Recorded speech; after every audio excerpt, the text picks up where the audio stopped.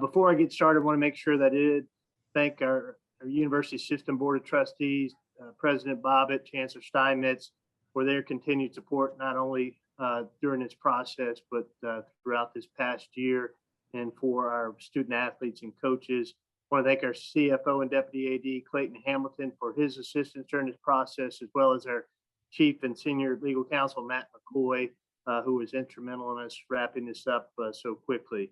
I also want to thank our Razorback Foundation staff and so many of our Razorback Foundation donors who really stepped up and went above and beyond what their normal annual donations would be to make sure that we were able to appropriately sign Coach Musselman to a deal that I think he deserves and is reflective of where our basketball program is and where we want it to be moving forward. So that's my gratitude. But obviously, as this season progressed, many asked me about Coach Musselman and the renegotiation of his contract. And Coach and I communicate, as I indicated, on a regular basis, and thought it was in the best interest of everybody involved if that went to the back burner and we just focused on winning basketball games through the completion of the SEC season and then into the NCAA tournament. And that's exactly what we did.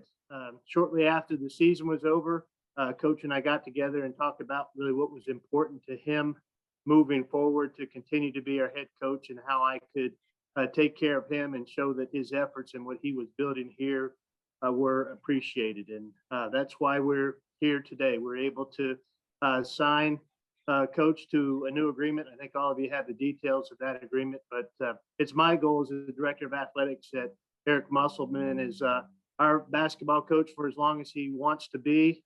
We compensated him towards the top of the Southeastern Conference, which is our goal, and also in the top 10 in the country. So with that, Mike, I think you're going to turn it over to Coach, and then I'll take some questions.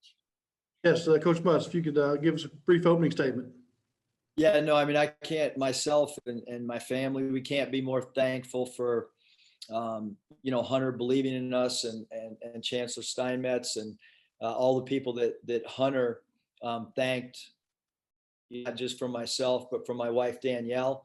And then with the timing, just to kind of piggyback on what Hunter just said, it's exactly how it went down. I mean, we were so focused on winning games, and then even when our season was over, Hunter and I talked, and I said, can we wait a little bit? There's still the portal that we're trying to work through. So we're just really appreciative of the opportunity, and we understand coaching here at Arkansas is so special, and we're building something that we think is really special, and we can't wait to continue moving forward and building off last year's success. And there's a lot of hard work that we have to do to continue this thing, but we look forward to it. And really, I think anytime, something like this happens, it's really a credit to the culture that starts at the top, starting with Hunter and our athletic department, and then funneling down to our coaching staff and our support staff and our building that work tirelessly.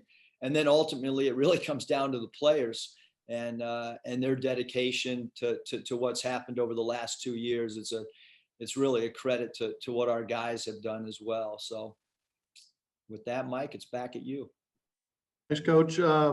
Again, if you have a question, raise your hand. With a lot of people on here, I don't have everyone on my screen at once. So but I'll let Bob ask the first question of Hunter. And again, all first rounds of questions will be just for Hunter. Thanks. Hey, Hunter, how you doing? Good, Bob. How are you? I don't think I can ever remember so many big jobs opening up after a season, like Indiana, North Carolina, Arizona, go on and on. Texas, how concerned were you? It seemed like Eric, I guess as a compliment, he showed up on everybody's short list for those openings. How concerned were you about some of these other very attractive jobs coming after Eric? Well, I mean, obviously it is a tribute to our program and success of as Eric talked about, our student athletes and Eric and his staff. But him and I have a great relationship. We talk on a regular basis. And I trusted him when he told me this is the place he wanted to be. When I think we've got to give our men's basketball program a little bit more credit than to think that all of those schools you mentioned are better basketball jobs than we have here at the University of Arkansas with the fan base that we have, the recruiting base that we have. And so I wasn't necessarily worried about many of those jobs, to be honest with you, Bob, because I think what we have here is really, really special. And I think Coach Musselman realizes that as well. Hey, one more quick one. I saw the clause about the University of San Diego, which I know is Eric's alma mater, and it's a fine school, I'm sure, in a wonderful city. Was that Eric's idea? And I guess how worried are you about the University of San Diego stealing Eric away? If as Coach Musselman continues to age, if he wants to go and finish his career at the University of San Diego, who am I to keep him from that opportunity, Bob? Okay, thanks. Nate Allen. Yeah, Hunter, was this almost done with kind of a comfortable urgency where, I mean, you all wanted to get it done fast, but there was, on the other hand, kind of no rush because of the trust you all had in each other and the whole process of what Eric was going through with the portal and other things? Yeah, I think that's a great way to describe it, Nate, with a comfortable sense of urgency. And the sense of urgency really surrounds the portal because there's so many young men in the portal and so many that have an interest in the University of Arkansas. And as rumors start to swirl out there in the national media markets about Eric being a candidate here and a candidate there, other schools can use that against us in the recruiting process. And so it's really important for us to get that locked up for the players that we're pursuing in the portal made other decisions because someone used the fact that I had not signed Eric to an extension against us. Did you ever have any doubt at all during the process, or were you pretty comfortable the whole way?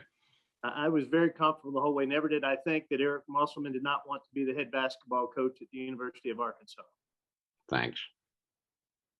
Andrew Hutchison. Hunter, I know you said that y'all put it on the back burner during the season, but was there ever a point for you during the season, like, okay, I know I'm going to need to rework this deal, and did it kind of just keep evolving as they continued to win? Yes, Andrew, it did. You know, I mentioned earlier, I think the Razorback Foundation donors, because many of them stepped up. I mean, we're still in the middle of a pandemic. We've had a really tough year financially, as many schools across our country have had because we've had reduced capacity. So our budget's down about $35 million in revenue. And so about during the middle of February, I started touching base with some of our donors that I know had a specific interest in our men's basketball program and had a liking for Eric and the direction he had our program, and just said, hey, I may be calling on you as we get to the end of the season because I may need your help in making sure we take care of Coach Musselman the way we're going to need to take care of him to retain him. And so we started formulating that plan, myself and the Razorback Foundation. And, you know, it continued to grow a little bit as each time we won in the NCAA tournament. And that's the cost of success, which I'll take that anytime. Again, if you have a question, please raise your hand. Next, we'll go to Hayden. Hey, Hunter, thanks so much for doing this so quickly for us. I'm just sort of curious, these coaching searches and agreements, and so much is hush-hush, but you guys have been putting out these videos via the social media team. I mean, I know this process is so interesting to us, especially in the media, but the fact that you guys put these videos out sort of on a daily basis and we saw this coming, I mean, why do you guys take that kind of unique approach to this sort of situation? Well, I think it's a lot of it goes back to the recruiting. And Coach Musselman has an incredible social media following. And I think he is hip with many of the young men we're recruiting and trying to attract to our program. And, you know, that first video we set out was very impromptu. Eric's agent and I kind of came to a formal verbal agreement about 9:45, 10 o'clock on Monday night. Shortly thereafter, I got a text and a ring at my doorbell, and it was Eric and Danielle wanting to celebrate and have a champagne toast with Jennifer and I to celebrate his new agreement, which is pretty cool. And so we took a picture that night to kind of memorialize that. But since the agreement wasn't in writing, we couldn't really put anything else out there other than that little tease. And then, of course, we had a little tease on the bus yesterday, and then got the agreement officially executed early part of this afternoon. So that's kind of how that process and how that all came to be. But that's more of Coach Musselman as a recruiting tool for him. As you've seen, he is active, as is his entire team, on social media. I'm still mad at Hunter that he got to post that tweet too. He got a lot of likes on that thing. Any other questions for Hunter? Scotty? Yeah, Hunter, just looking ahead to next season, just what are your impressions of the guys that Eric and his staff have been able to grab out of the portal with even proven players from big leagues or even some high level guys at the mid-major level? Sure.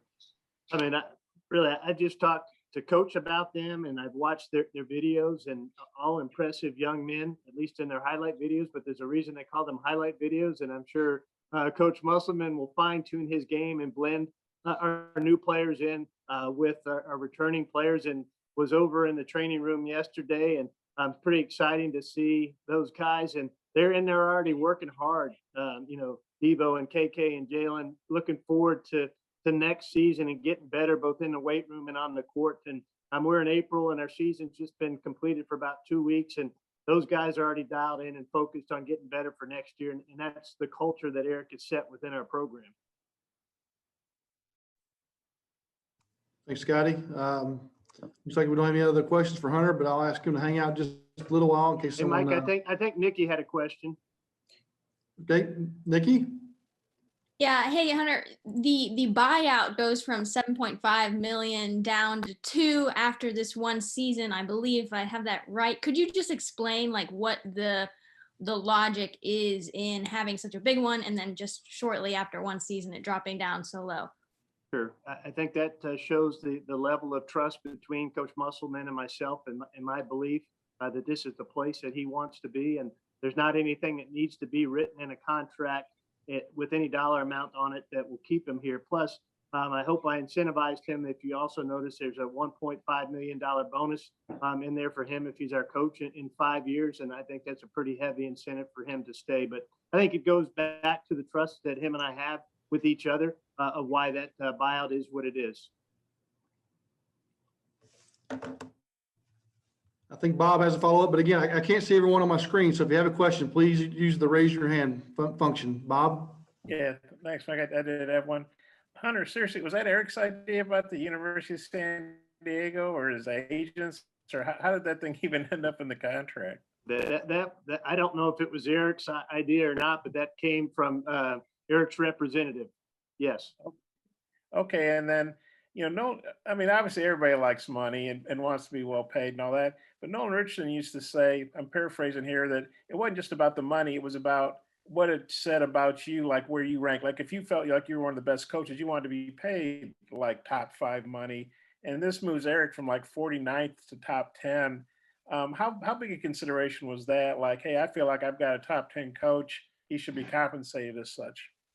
Well, I knew we didn't have the 49th best coach in the country, and I knew we didn't have the 13th best coach in the Southeastern Conference, Bob. And Coach Musselman deserved to be paid. And I think as I look at through the USA Today research, that this puts him in the top 10, in the top 3 or 4 in the Southeastern Conference. And I think he's where he should be now.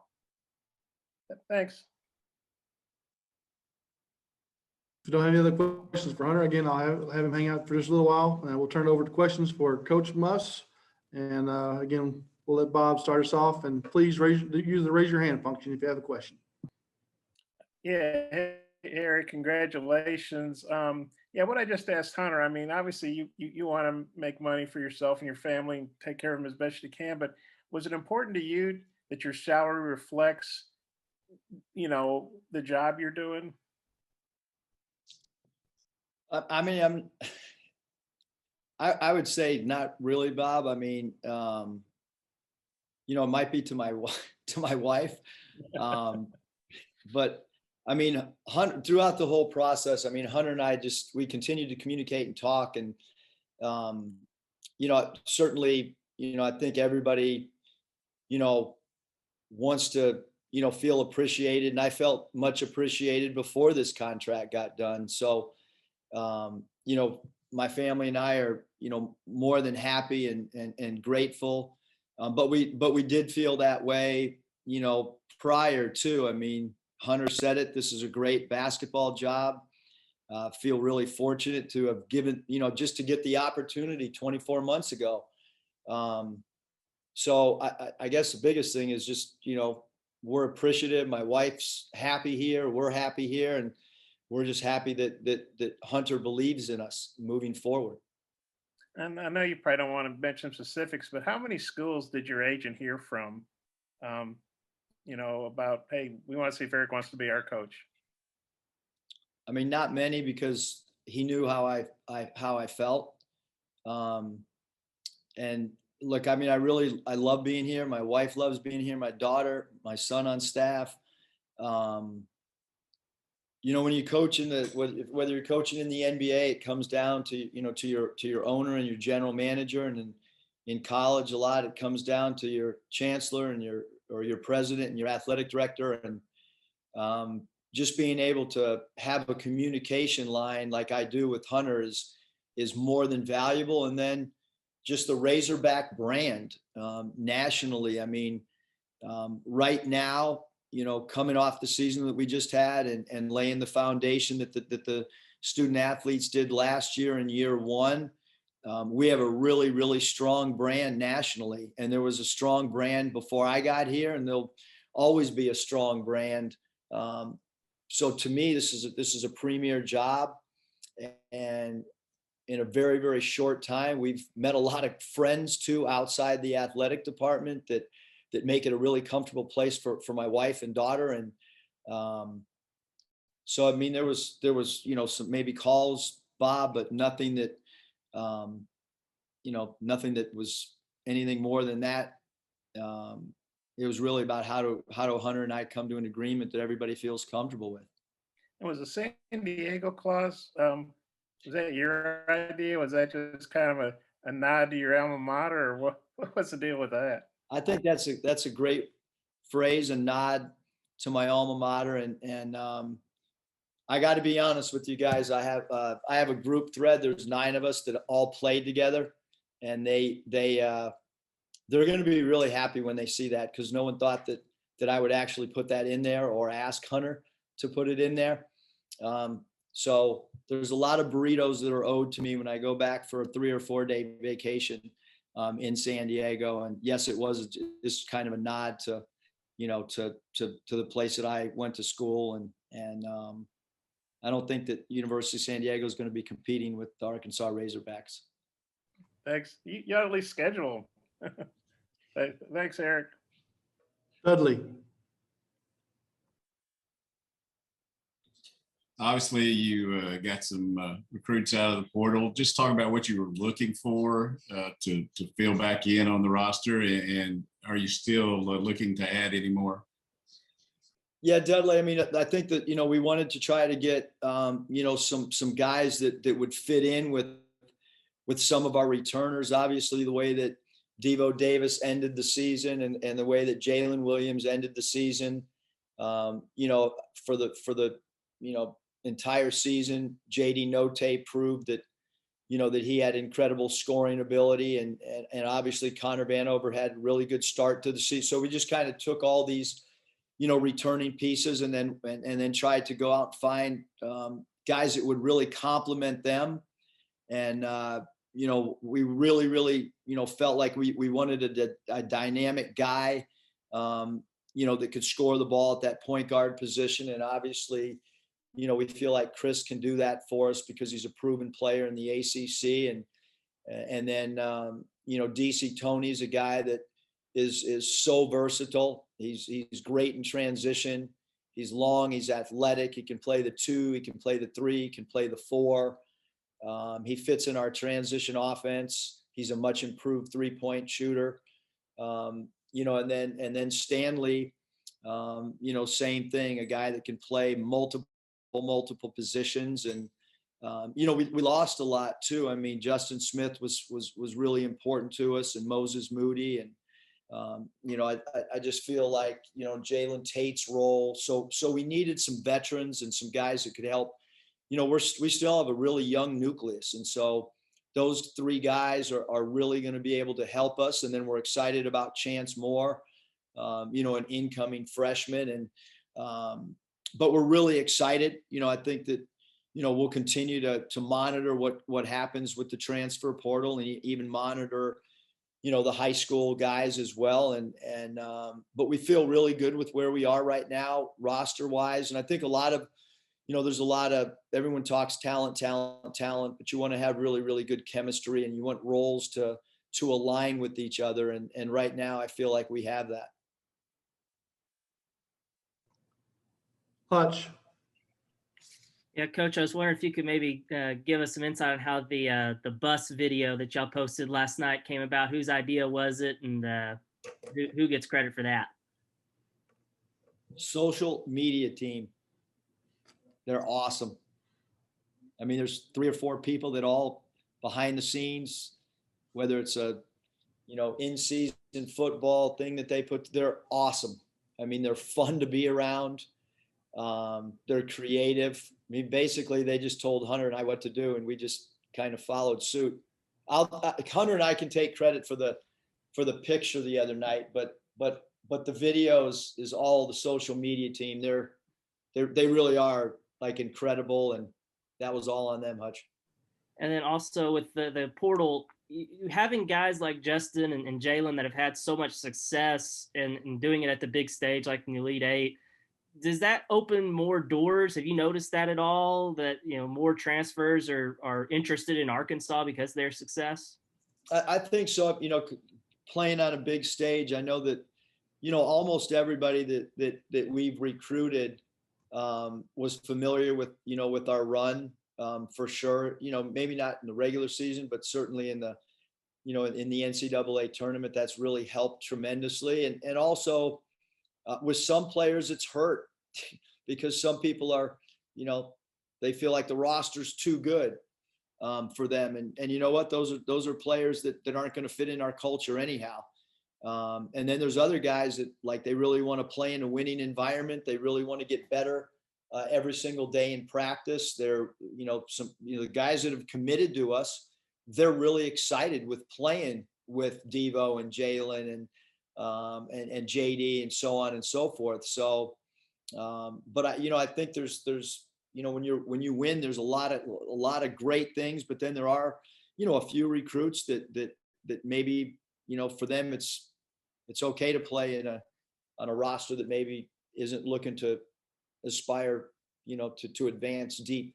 If you want to advance deep or try to advance deep in the tournament, come join us. We're ready for you.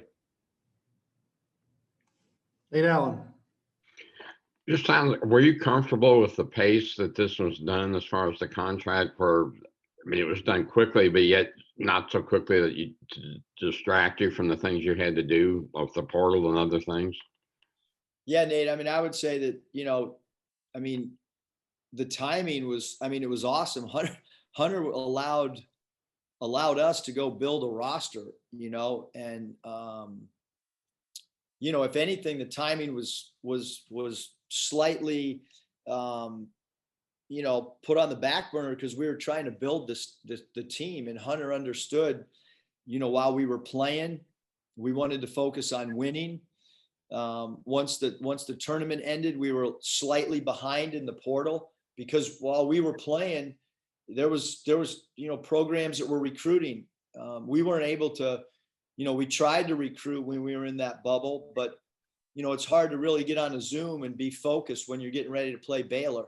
That your Zoom might not quite be as good, or your presentations might not be quite as good if you're trying to advance in that thing. So Hunter was incredible, with his patience and talking to me, and then talking to my agent and going back and forth. So from my perspective, my wife's perspective, the timing was, on a scale of 1 to 10 was a 10 out of 10, because it allowed us to focus on the season, and then it allowed us to focus on the portal.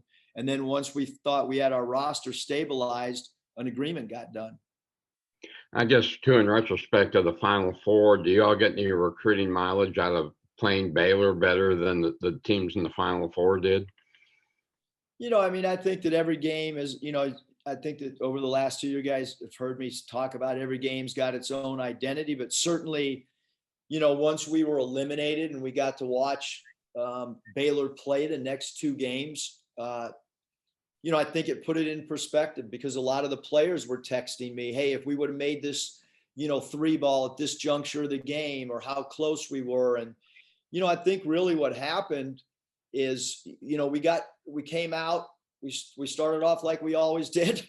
We got behind and we were kind of shell shocked a little bit with the force that Baylor played at.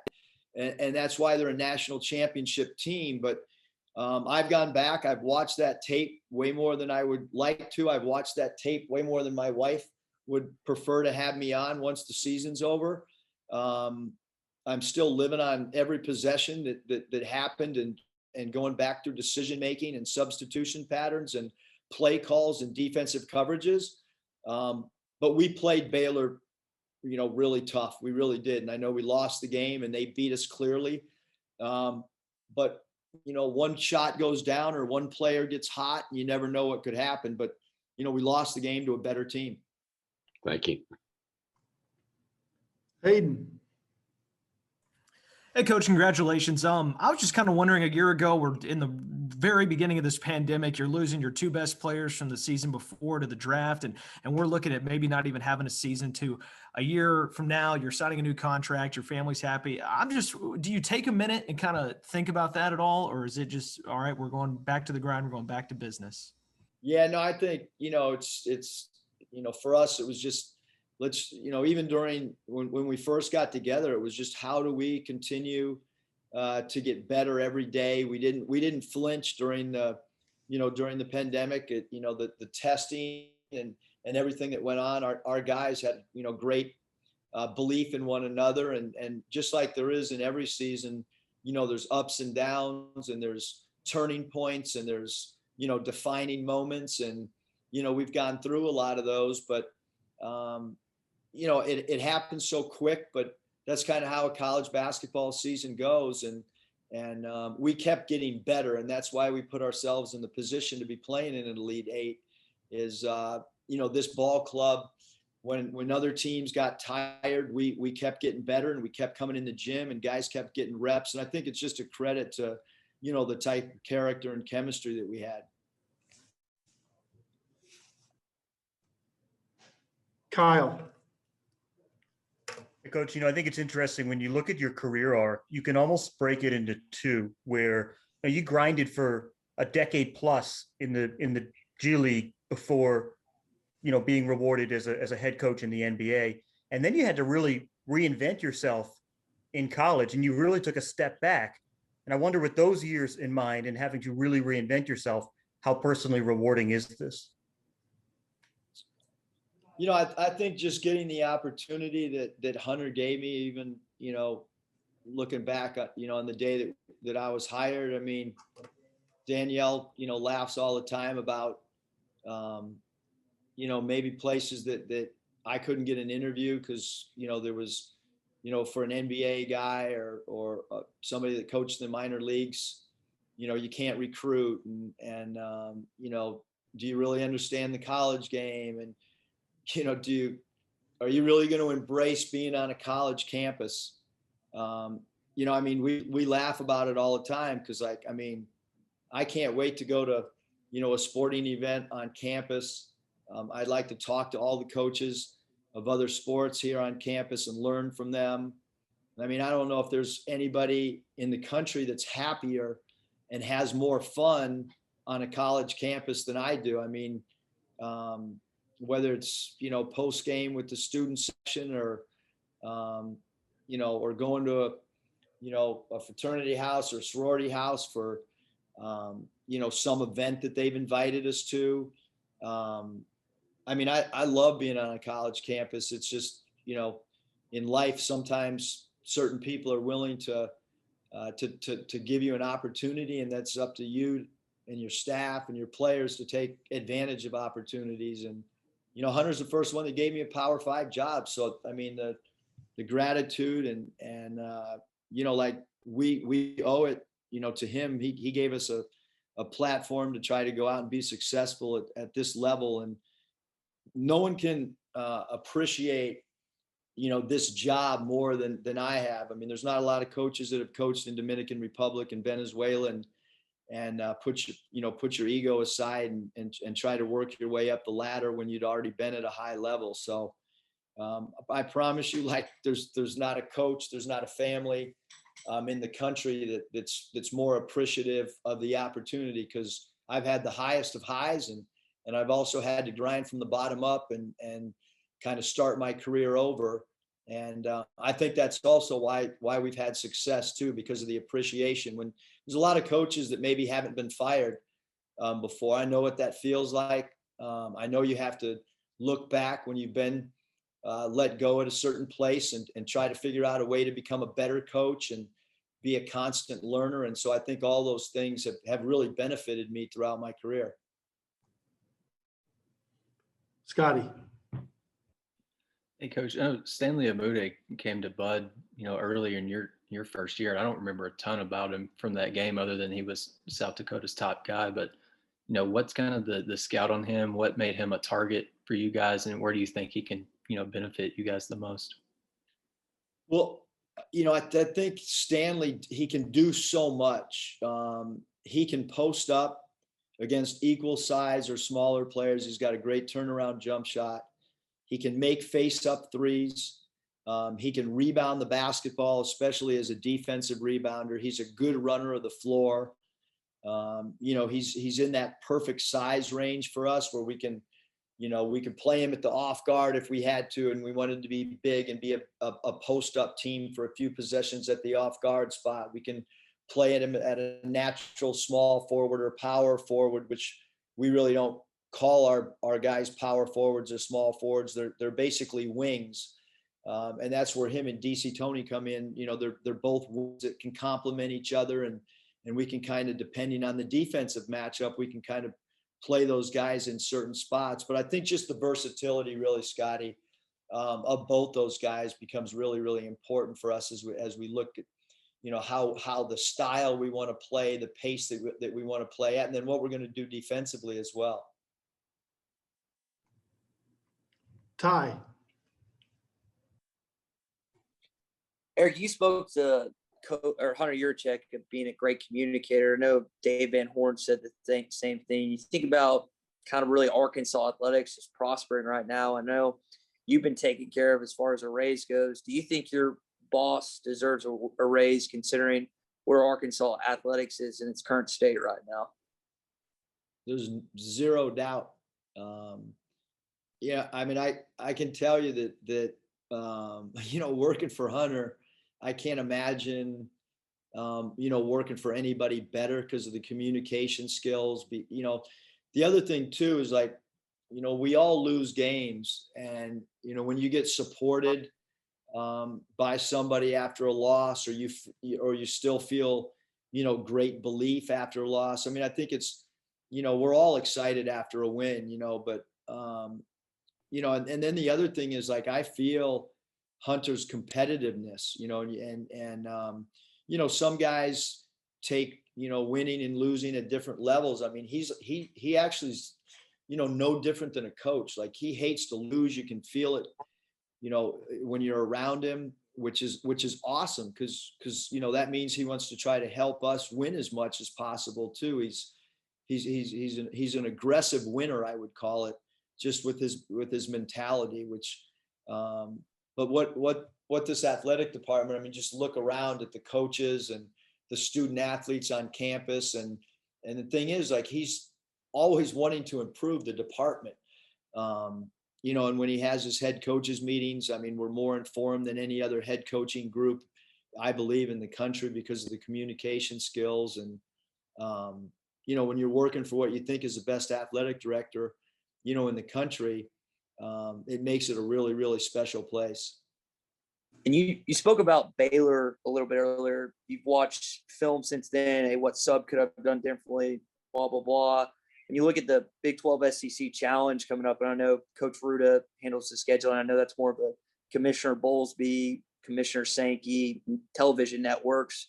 But with them playing at home this past year, you guys playing on the road, would you like to potentially see Scott Drew come to Fayetteville this next year? I'd like to know his roster before I answer that, his final roster. But I mean, anytime anytime you play, in that particular challenge, whether it's us or, Alabama or Auburn or, Georgia. We all want the SEC to win as many games as we can, because certainly that helps once you get to March and the selection Sunday. So I think that whoever we play is going to be a big time challenge. And we have so many new guys coming back. I'm not really sure what the extra motivation. I'm sure the fan base, and some of the coaches and sports staff and stuff, will have a taste in their mouth about that loss. But I just think there's too many, with the roster changeover and stuff. I'm not sure there'd be a whole lot of carryover. But whoever we play is going to be a challenge for sure. I mean, we saw that, last year when we had to play on the road at Oklahoma State. Hey, Mike, I've got to run to another commitment. So thank you guys all. Keep firing away with those questions to Coach Musselman. And Ty, thanks for that question. I'm going to get you Chancellor Steinmetz's phone number, by the way. Y'all have a great afternoon. Thank you. Thanks, Hunter. Appreciate it. We'll go to Bob. Don't see their hands raised, but if you have any other questions, please use the raise hand function. Bob, go ahead. Yeah, Eric, I know there were some rumors out there.